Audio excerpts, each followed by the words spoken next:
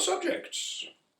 This coming Sunday is indeed the 12th of July. 'Tis a date that does lift my heart, for it was upon that 12th of July in that past year of 1543 that I did marry my present wife, Queen Katherine Parr. I am famed throughout the world for the king who thus far has had 6 wives. I did marry my first wife, Aragon, for in truth I did love her. Of all the women in the world, it was she I did choose. But she did fail me. A king must have an heir. An heir is a king's most important possession. If a king cannot have an heir, all matters as naught.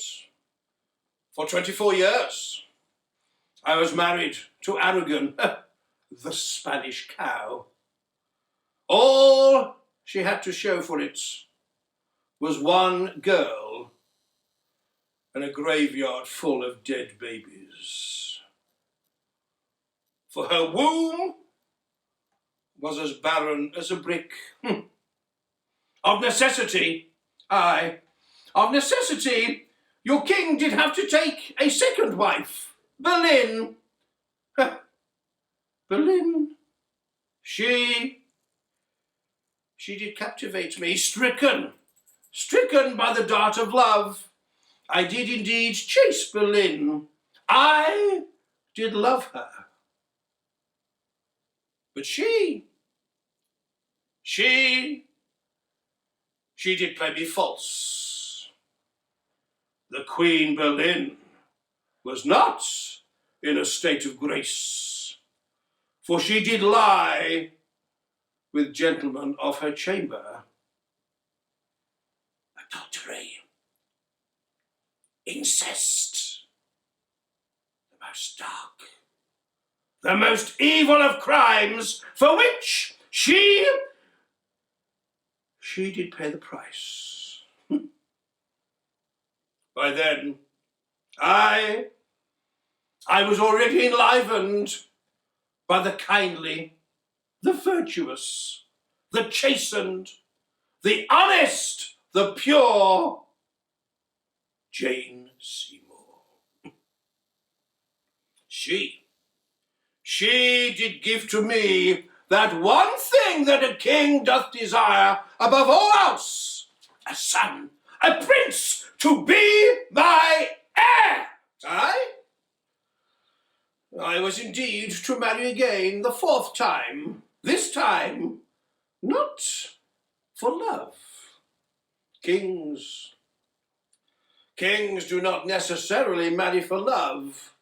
Kings do marry for dynastic reasons and thereby to beget male children.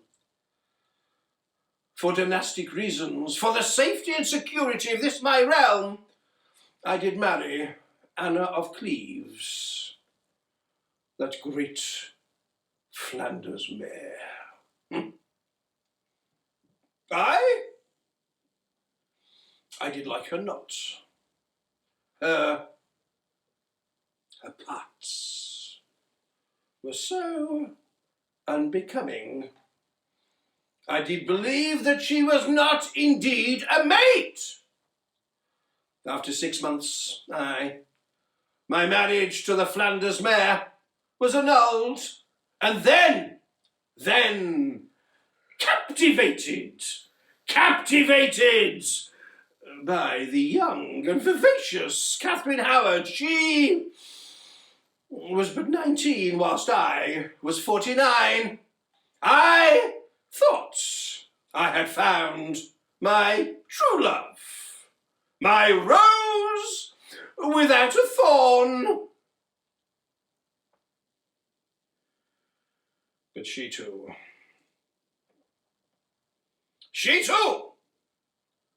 did play me your king false, and did lie with all manner of lowly men, common men.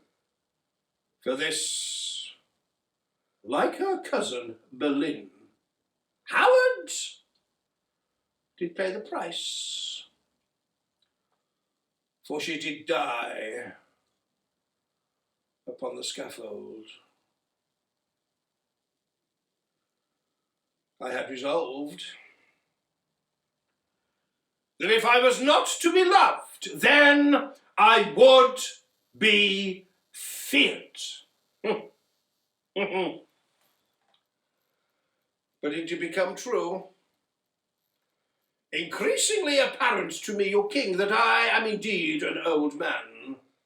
But, old as I may be, we are the King of England.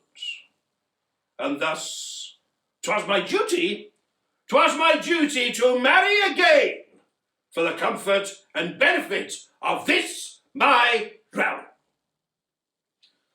And so I, your king, did once more look out upon my court, and there my gaze did fall upon the Dowager Lady Latimer, a woman of good report, Katherine Parr.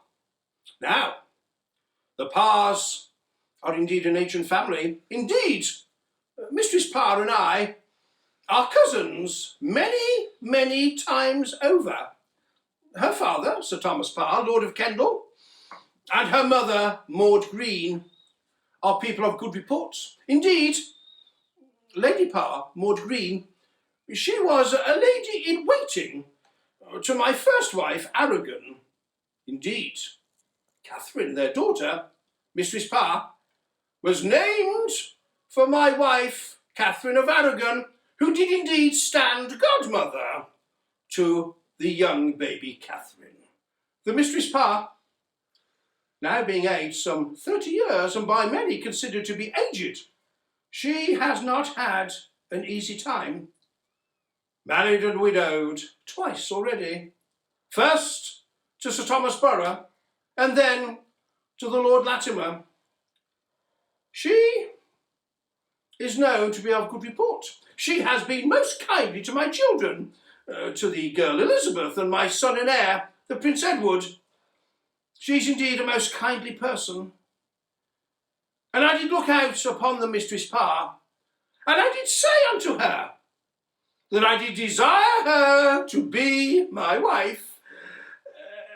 And she said nay.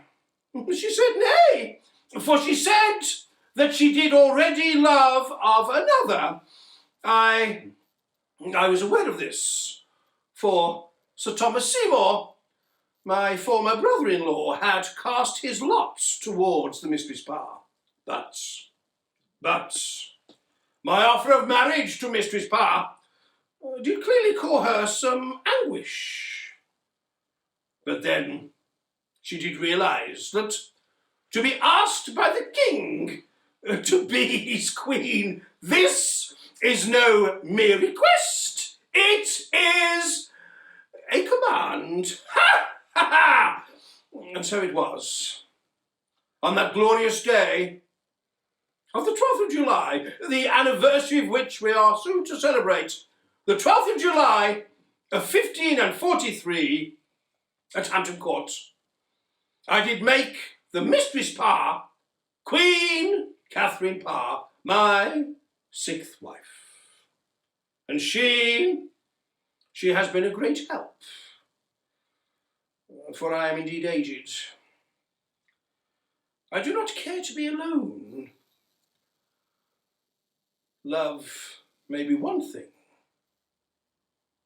but with age, what is important does differ. My wife, the Queen, is a most kindly person. She had a notion that there should be a new Act of Royal Succession, one that did admit my son Edward as my heir, to be followed then by any children, the fruit of our loins, and thence by the girls Mary and Elizabeth. For when I did rid myself of the Spanish cow, the girl Mary was bastardised, and thence, when that poisoning witch and whore Boleyn did lose of her head, the girl Elizabeth, similarly, she too was bastardised. I have but one heir, the Prince Edward, but my wife the Queen, the kindly Queen, did have as a notion a new Act of Parliament that did re-admit the girls to the line of succession. It was my wife the Queen's notion, and I was pleased to act upon it by a new Act that followed soon in that same glorious year of 1543. My wife, Mistress Parr, Queen Katherine, is indeed most knowledgeable. She has had books published in her own name. She is most fond of the Reformed religion. I do practice the old religion, the true Catholic faith, and I do tolerate of the new. There are those who have said that I, your king, should indeed move against my wife, Queen Katherine, in defence of my church. For she, in her salon, does keep company with those who espouse the new religion, where heresy does follow, and where there is heresy, there is oft to be found treason. I was cajoled to move against my wife, Catherine Parr, in defence of my position and of my church, but thence my beloved Kate, did her show herself to be honest and good and unknowing in all such things, a true, honest and loyal wife. And so it is. Upon this coming Sunday, I will mark the anniversary of our union, sadly not with my Queen Katherine, for she, like many others, is still practising of self-isolation, whilst we do battle the scourge of the Covids. So, as Sunday the 12th does draw near, I do ask you, my loyal and well-beloved subjects, to think with your hearts upon the love that your King Henry VIII of that name does possess for his Queen, Queen Catherine Parr. And may the Lord our God bless and keep you all. I have launched KingHenry'sRoyalWardrobe.com, an online garment store where you may find all manner of delightful Tudor goods, where all UK orders receive free shipping and those to the United States receive discounted shipping. And may God bless you all. Thank you for watching my video. If you have not already subscribed, then please subscribe below and click the bell if you wish to be advised of new videos. And please don't forget to like this video and to leave a comment below.